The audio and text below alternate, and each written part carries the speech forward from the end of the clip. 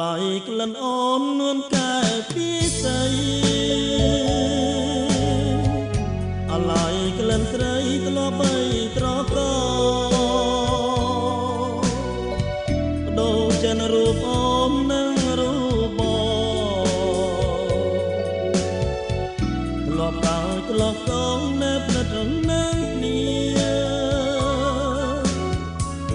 អាឡ័យក្លិនអូនគឺក្លិននារីក្លិនមិនមានពីគឺក្លិននួនឡ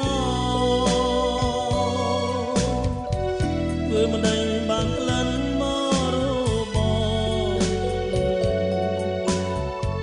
ថាផ្លែត្រកងស្នេហ៍ថ្នងម្ដងទៀត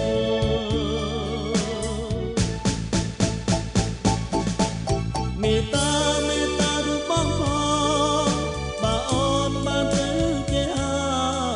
សូមឆ្លើយឲ្យអត់សង្ស័យប្រណីដល់ចិនរៀមផងណាអូនណាក្លិនអើយក្លិនមិនគួរក្លៀតទេ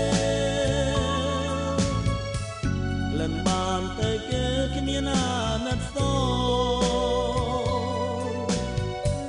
តែចិនរៀមនៅស្ដាយស្រណោះអាឡ័យអាឡោតែក្លិនអូនមួយ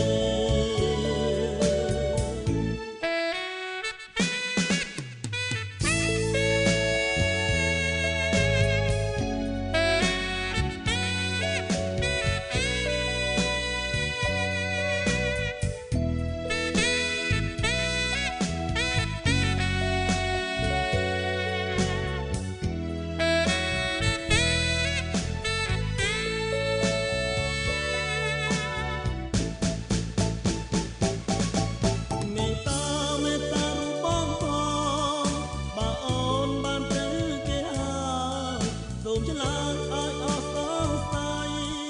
ប្រណីដល់ចិនរៀមផងណាអូនណាក្លិនអើយក្លិនមិនគួរក្លៀតទេក្លិនបានទៅគេ